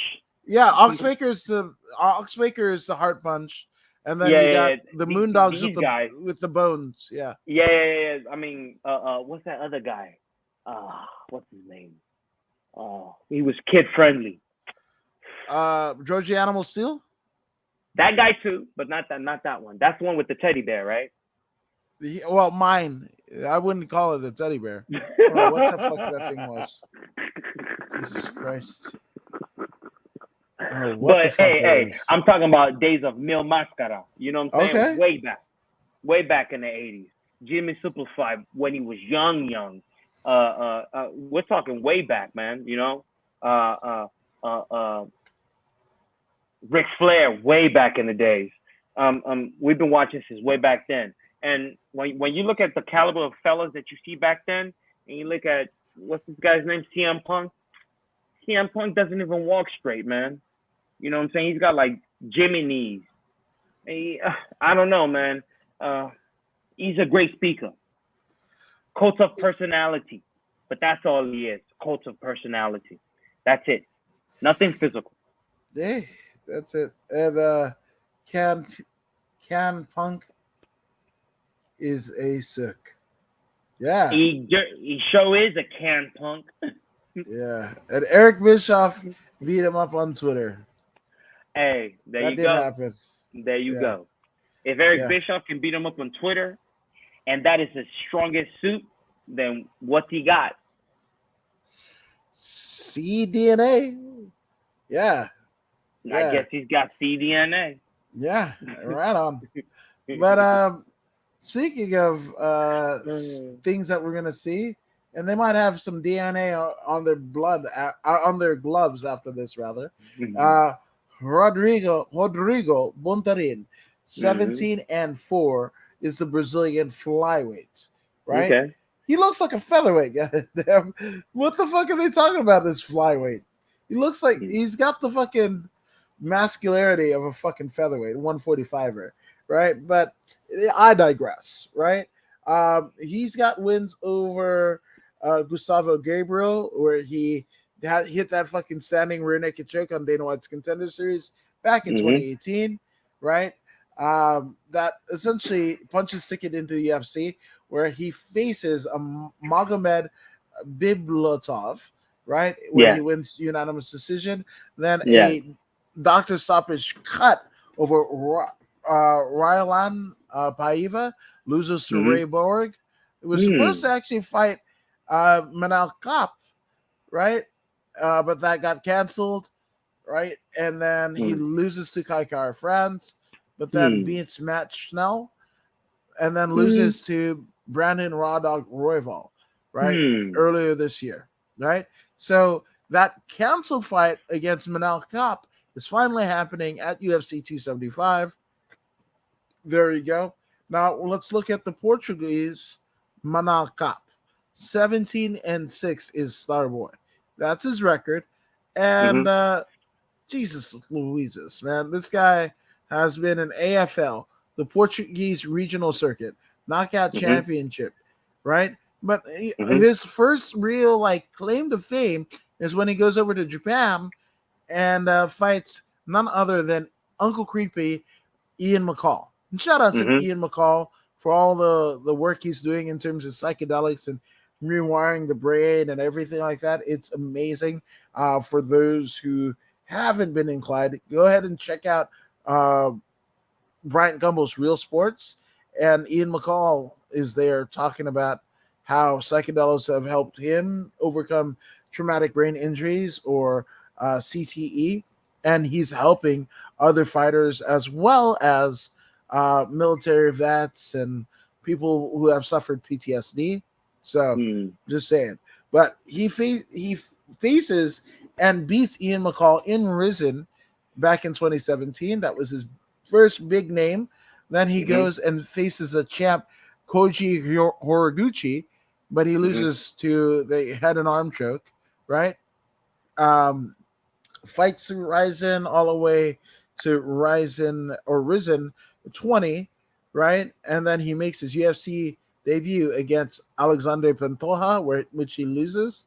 Then Mateus Nicolau, he loses that one too. Then he flying knee KOs Odie Osborne, and then he KOs Zalga Zumagulov. So next, he's in with the aforementioned Rodrigo Bontorin. I'm going with Manal Cop.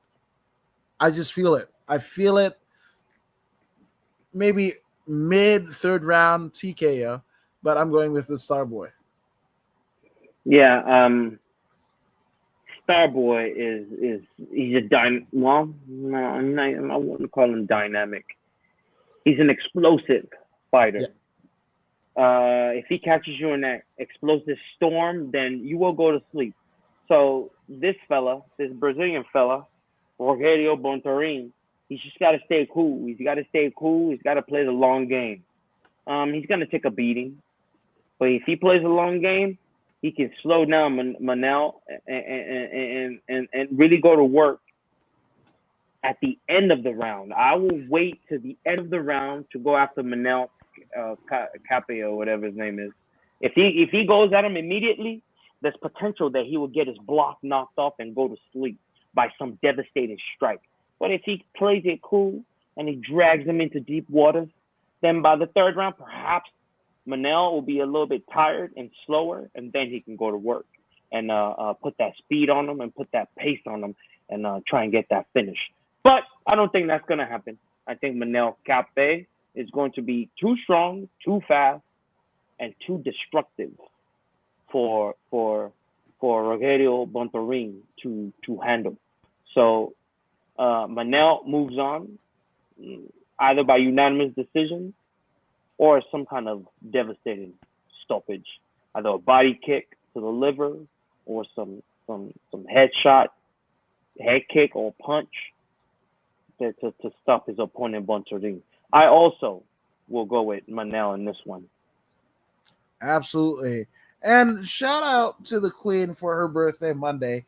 Thanks for the public holiday. I don't think we celebrate the Queen's birthday on this side of the Atlantic, what have you. But shout out to her. She always has like fucking good concerts.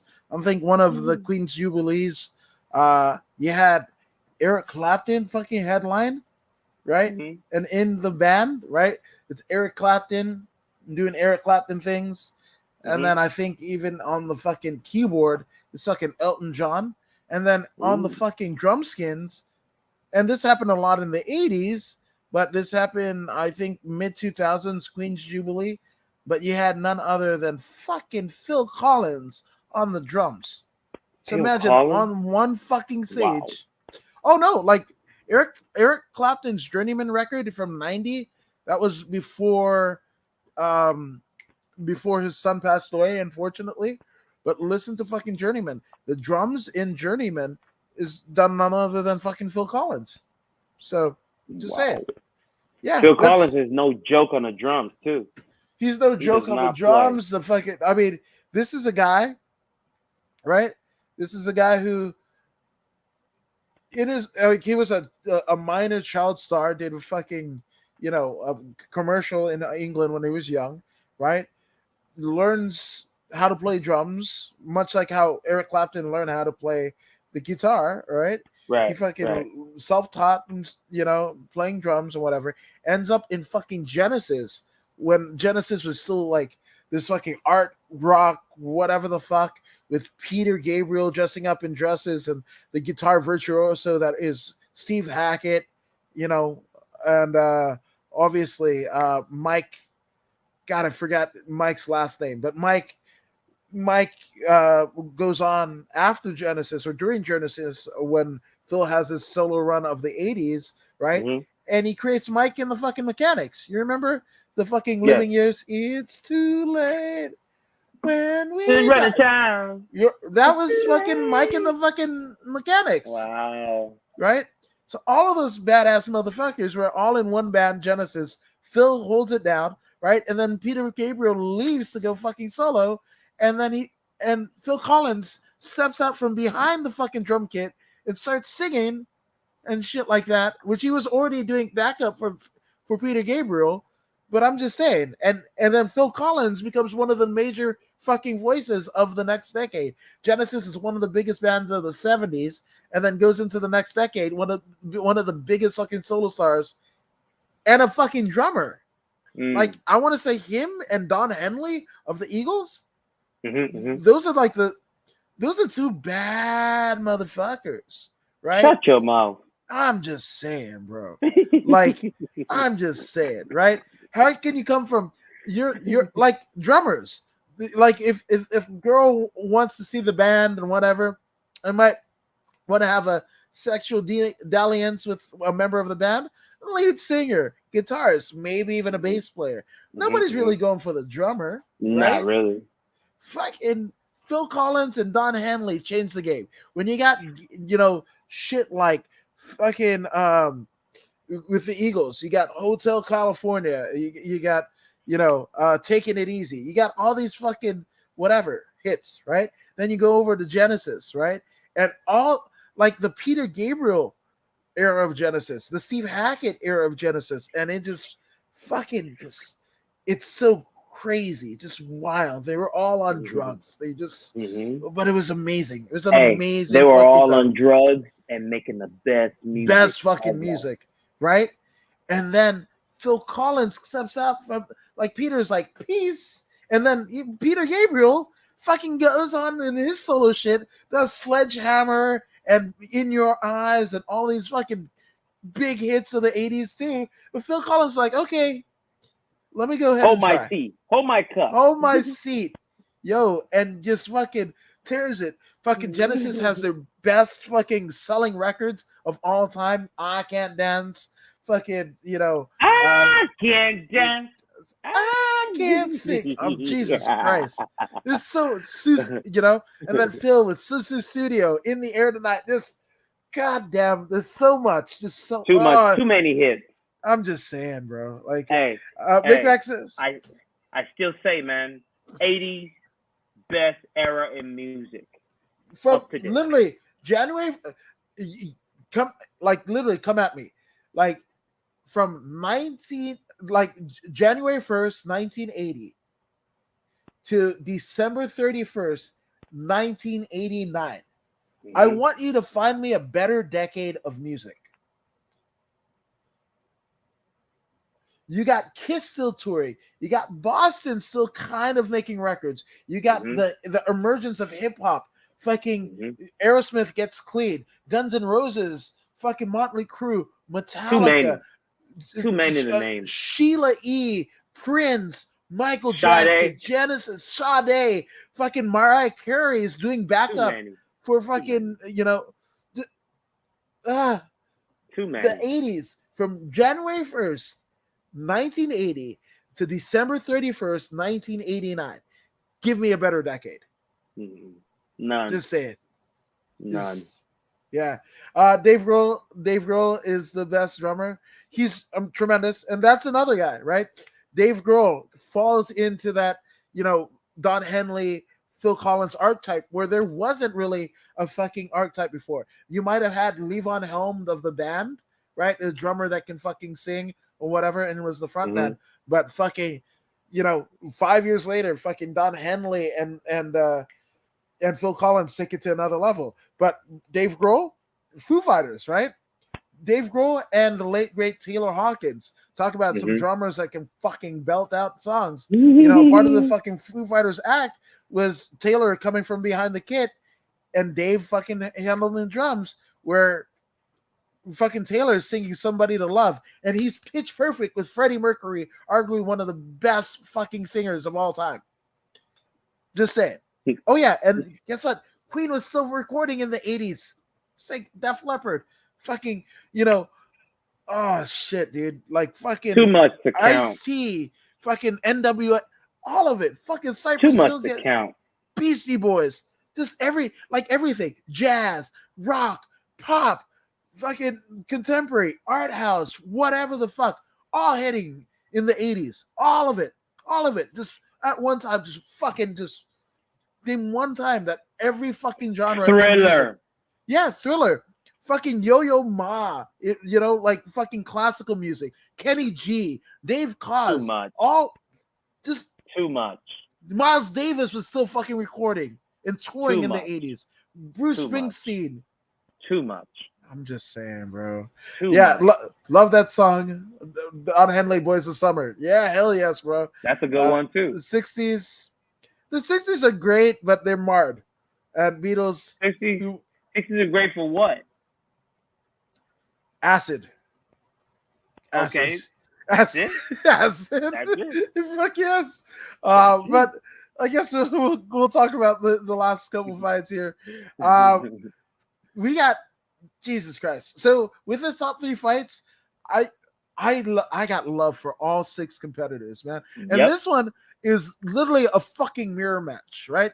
This is like the Bart and Lisa going over to fucking Shelbyville, and you're like, oh my god, you're just like us. This is an alternative universe. If you guys believe in fucking simulation, well, here you go. If you don't believe in simulation, here you go, right? Because you got Zhang Weili and Joanna Jędrzejczyk, right? Literally badasses from their respective countries. Poland and China weren't really MMA powerhouses for women, right? Until these 2 amazing competitors step on the scene. Again, we could go down the stats all you want and whatever. We don't need to. We don't need Not to. For this fight. That last fight that they had, and even Rogan said it as it was happening, the fight alone is probably going to go into the UFC Hall of Fame. And they might get a double induction for They both. will be going. Yeah. I'm just saying, like it's just mind-blowing. It's just mind-blowing the amount of tact and tenacity and downright fucking samurai assassin precision that both Joanna Jędrzejczyk and Zhang Weili have. Again, I can't pick one. I'm just for premise sake, whoever you got, I got the opposite. Okay. But if you win, I ain't mad at that. It's a win-win situation. Yeah, this fight. These are 2 of my great. Again, these 6 that are essentially headlining the card, right? The semi-main, co-main, main. All of these competitors are amazing, and as a fan, I feel like super fortunate to be in this time where we got to see their rise. A lot of these people we saw, their debut fights in the organization, and they're now champ or former champ. Like, it's amazing. So I guess go with it, bro. What you got? Yeah, this one right here, man, it's gonna come to incremental changes and utilization of God-given abilities such as reach advantage. If Joanna Jędrzejczyk goes in there, and stay away from the brawl, do not deliver this type of Hall of Fame worthy outing from last time. Now we must be super technical. Rose Namajunas was super technical, which is why she was so very successful in finishing Zhang Weili the first time and pretty much dominating in the second match. I believe Joanna Jędrzejczyk was champion for a reason. I believe Joanna Jędrzejczyk was reigning defending champion 6 times in a row. Still holds the record. No one up to date has been able to come even close, not even halfway to what she's done. It's a very, very difficult weight class. So with minor adjustment, I believe Joanna Jędrzejczyk can make this happen. It won't be a dominating victory, but I believe she won the last time. And if she makes those tiny, excuse me, tiny adjustments, she can win this one by split decision, no problem. A convincing split decision. I like it. So I'm going to Zhang Weili. I I just whatever way that it goes, and Mm-hmm. McMack says they should have a UFC gauntlet match for the title. Uh, Mm-hmm. that's how the fucking whole thing started. Go back to fucking the UFC. What 1 through 7? That's Mm-hmm. exactly what happened, right? And then in particular the strawweight title, the UFC strawweight title, which both Zhang Weili and Joanna Jędrzejczyk are former champions of. Well, that's Mm-hmm. exactly what they did. The whole Mm-hmm. tournament of the Ultimate Fighter was to crown a new champion. And that was the first time that they'd ever done that in that show in terms of the concept of it. And that was a gauntlet. They fucking, so let's see who the best female wins. And Carla Esparza ended up on top, which crazy enough, because Carla's the fucking champ now. Yeah, but if we run that gauntlet like they used to, UFC 1 to 7, the best person will not be the winner. You know what True. I mean? The best person will not be the winner. We have to allow these people to heal, come back, and then fight again, right? Like the tournament style that they use in Bellator. They fight today, fight again in the next 3 to 4 months, and then that way you allow the rightful winner to heal up. If they get seriously damaged, they heal up, come back, and then do it again. And these individuals, these fighters performing at 100% is always the best idea, because then we truly get the true essence of the individual. If we run a gauntlet that like they used to, a couple of fights in one day, then let's say the best fighter hurts his hands or hurt his leg or whatnot, then he's handicapped. Then he's not able to perform the way he's supposed to. So therefore, it's not a true representation of the rightful winner or the rightful title holder if it is done in such a manner. Oh, you're absolutely right. Yeah, there's no right way to do it. In terms of gauntlet and what have you. Um, I hate interim champions. No, 100%. But this Well, is wild because interim championships are necessary. They're are necessary in some cases. They are necessary. Yes, I mean, look at what's his name, Aljamain Sterling, right? He he technically wins the title, and then he's gone for how long? Right? He's gone for well. That's a good time to run an interim title, and then guarantees whoever wins that interim to jump in there next and get the title shot. Many times we've seen people who are rightful number one contenders, but then they never get the title. But with that interim title, it guarantees that this person goes next. However, the company uses that opportunity to do whatever they want. For example, Francis Ngannou, uh, uh, what? This is the second interim title in his absence, right? Um, the company tends to use this interim ability to manipulate and snake the fighters out of their position, right? If they have a um a uh a uh a situation where, like, for example, let's look at Francis, right? Now he's got an opportunity to renegotiate his contract and uh uh uh have a platform in which he can speak back to the company. But now they pull the rug right from underneath his feet, and they're like, you know what? Cyril Gane's gonna fight for the title. How about that? Cyril Gane's gonna be the interim title challenger. Cyril and whoever that other person was, I guess Black Beast. So now he's champion, right? Now this undermines Francis. Well, Francis was lucky enough to go in there and beat him, right, and become unified champion again. But see, the company has the opportunity to play these sick, disgusting games and I'm hoping this is what you're trying to refer to when you say you hit the interim championship. If that's the case, then I totally understand you. But outside of that, sometimes it's necessary because champions do get hurt. Champions do get held up by whatever natural causes, and then in their absence, then we can bring in the interim title and have the interim champion run the gauntlet until the champion returns, and then they fight, and it is what it is. I see what you're saying, but I'd rather um, a championship every 10 pounds because you That's know, not a bad idea either. yeah, obviously it's echoing the same sentiments as Rogan, but Rogan, Mm-hmm. look how many fucking fights he's seen in over the course of his career, right? So Mm-hmm. essentially, if like from 185 to 205, that's a fucking jump, right? Huge. To 205 to fucking 250 or under, Huge. that's huge, right? You fucking 155 to 170 is huge. Not to talk yeah, about those. yes. 170 to 185. That's 15. Huge. There could be a middle, whatever.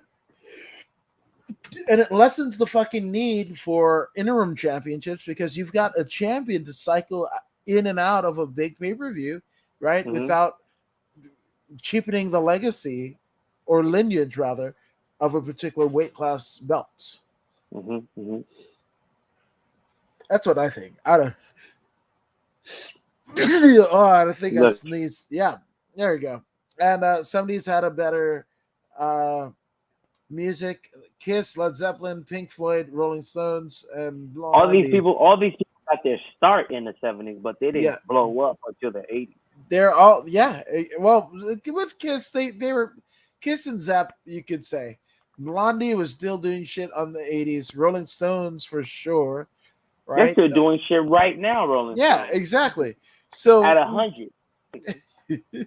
dude, I want to. That's the bucket list.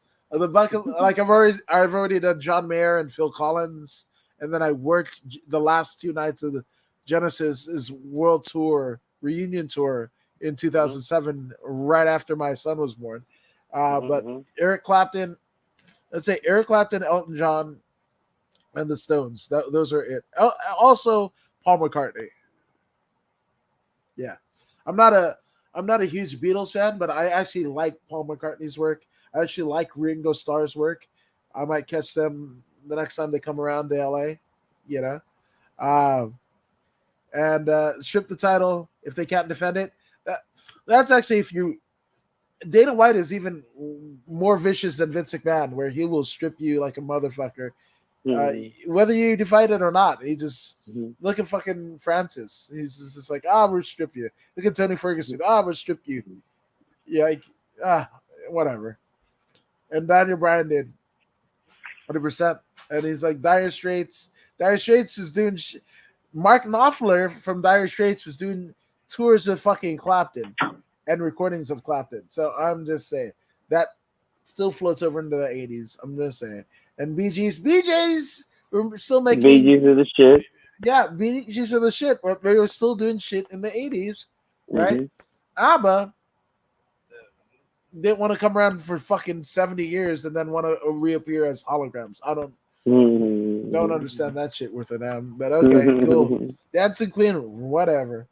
But yeah, so there you go. So I got Zhang Wei Li. You got Joanna Jędrzejczyk. May the best female win. Best lady win. It's going to be incredible. It's going to be, and obviously, this is a title eliminator. Whoever wins gets Carla Esparza and that strawweight title fight opportunity, if you will. So yeah, I like it. So me too. We are at the co-main events of the evening. We have the 19-1 Thalia Santos, hailing from Brazil, against the current reigning, defending UFC flyweight champion of the world, Bullet Valentina Shevchenko. Now we're looking at Talia Santos first, and you remember when I was saying about mirror matches? Talia Santos was raised in Muay Thai from a very young age, right? Her husband is also a Muay Thai coach and specialist, right? Well, Mm-hmm. guess what? Looking over at the Shevchenkos, that's exactly what the fucking mom did. Mm-hmm. Antonina and Valentina's mom was a badass fucking Muay Thai specialist, one of the best to ever come out of Kyrgyzstan, right? And teaches Mm-hmm. her daughters at a very young age. Antonina flies planes, and fucking Valentina fucking wins titles. Like that's just what they fucking do. It was badass Shevchenkos, but they have almost the similar fucking story arc or story start to their Mm-hmm. respective careers. And look, 19-1 is Talia Santos. You can't say that she's just like a paper contender Mm-hmm. because you might question the names or whatever, but literally her only loss is to Mara Borella, right? In 2019. But Mm-hmm. she's amassed again 19 wins across so many promotions. You can't tell me that and even if you're like, oh, the Marbarella, like it solved the question of whether she's a fraud or not. I think Talia Santos is a fraud because of the loss to Marbarella. Cool. I know what you're saying, but you can't undermine the win over Molly McCann, Julian Robertson, Roxanne Modafferi, Joanne Wood, Mm-hmm. right? Like Mm-hmm. she's been in there. She's been in there Mm-hmm. with some of the who's who of the that particular division has to offer, right? Mm-hmm. Now Shevchenko, she's Valentina fucking Shevchenko, arguably the pound for pound best female fighter who's ever laced up a pair of gloves. Um, this one, because they're so evenly matched, Talia Mm-hmm. Santos might have a chance in the sense that Yeah. she has the same lineage. Yeah. Yeah. Everyone has a chance. When you get in that cage, everyone has a winning chance. But when you look at the body of work the champ has and the body of work Santos has, both very very attractive and worthy of notice. But when you go a little bit deeper, you find out that Valentina is married to the sport. There is no children. There is no boyfriend. There is no house. There is nothing. There is just her, coach, sister, traveling from state to state, country to country, training, training, and more training. Santos, on the other hand, has a family, 3 or 4 kids or something like that, dedicated mother, dedicated fighter, powerful individual, but she's not willing to sacrifice as much as Valentina. Valentina has paid the ultimate price. She has sacrificed her youth for this game. And that is the edge that she's going to need to edge out Santos in this particular matchup. That's one. And two, we usually don't go against a champ. You know what I mean? So I'm going to go with Valentina Shevchenko. Split decision, I'll take it. Split decision, I'll take it. But I see her outpointing and outstriking and outmoving Santos in this particular matchup. See, though that Valentina might have a Muay Thai base, she is no longer primarily Muay Thai. She is now a dynamic striker, right? You will not catch her flat-footed. She's always moving, always moving. Though it looks like she's standing in the same spot, she's moving. Pay closer attention, and you will see the movement, the counter striking, the offense, the utilization of hands and feet. There is no one better right now. And Santos is going to have to go in there and lay it all on the line. Is she willing to do so? This is the question. I believe she wants to make it back home to her children. And that will be the Achilles heel that causes her to lose. For all the reasons that you said, I actually say the other way. And even if Talia loses to to Valentina, I think this will be the closest that anybody has come to beating Valentina, right? Mm-hmm. So Mm-hmm. That's I why I don't know. said split decision victory for Valentina. It's gonna be a tough match. Santos is a Yeah, very formidable opponent, and she wants greatness for her family, right. right? But at the same time, you have to give to family. You have to give so much to family. Family is always on your mind, which is a distraction. I mean, you know what it's like to be a father. Yep, You know absolutely. what it's like. Now you're a father of two, three, four kids, and you have to focus on Grandfather. fighting, Yeah, and you have to focus on fighting. Come on, man. It's not an easy thing to do no, to focus on fighting while you have a family. You know what I mean? In the back of your head, I don't want to get so injured that I have to be in a hospital. My kids have to visit me in the hospital. I right. don't want to be so injured that I'm asleep and I don't even know who my children are. You know what I'm saying? When I wake up, these things go through the minds of the fighter that has a family.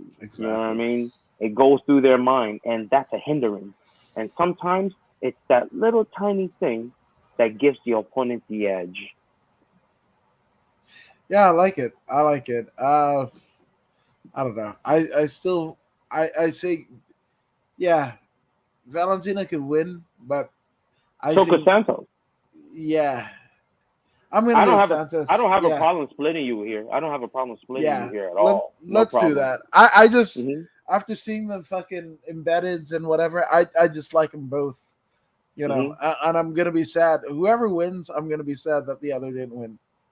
Hmm. It, you I know, just it, I just I just hope Santos doesn't get hurt too bad. You know what I true, mean? true facts. Valentina can stand to get hurt bad, but Santos can't. She has a Can't. family. 100%. Yeah. No, 100%. You're right on this one. So we're going to split this one. But you know Okay. what? We're not split on where we are in this podcast. We're not split at the main events of the evening. And McMac, I hope I love that you said that, but no, no, not at all. But I've been moving my ass a little bit more. But speaking of people that are going to move their asses come Saturday night, is Jiri Prochazka, right? Hmm.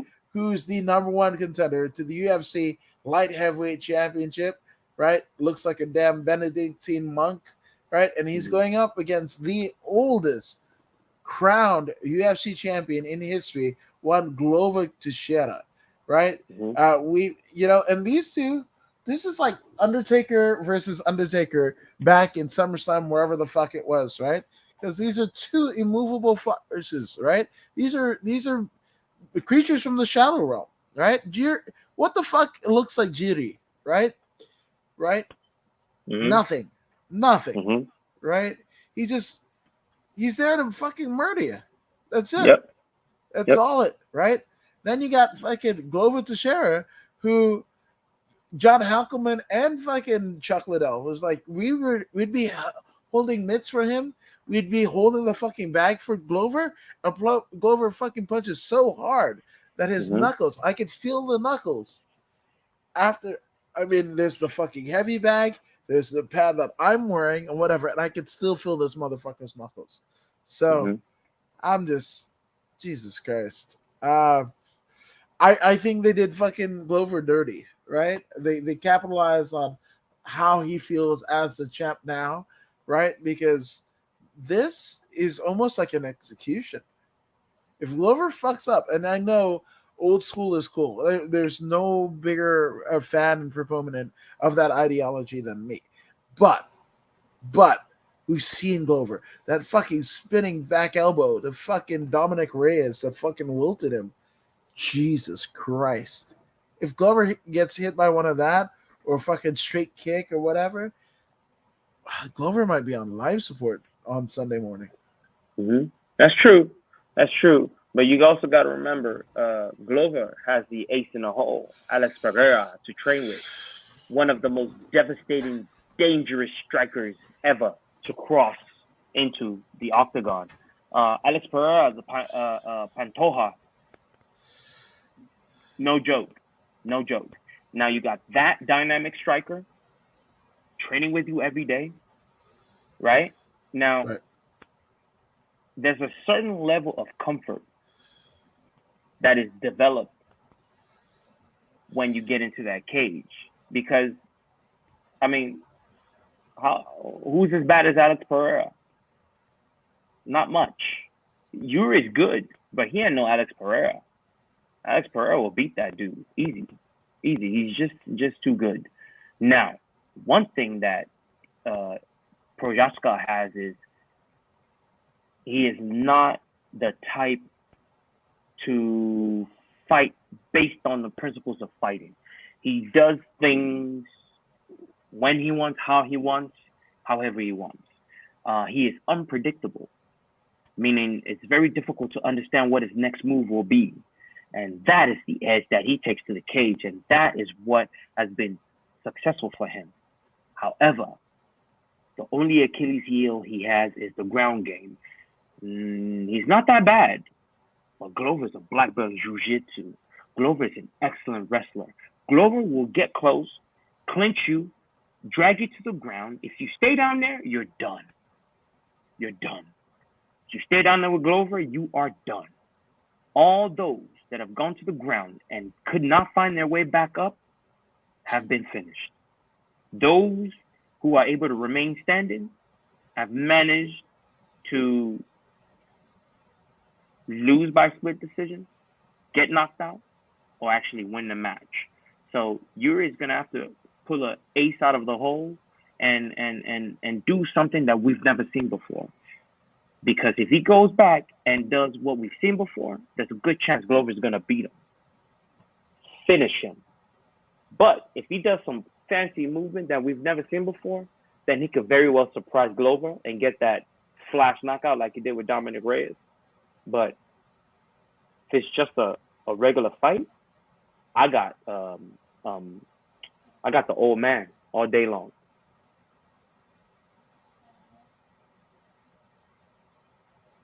Glover Teixeira. That's my guy. And I say he wins. Either by split decision, unanimous decision, whatever decision, however decision. Submission.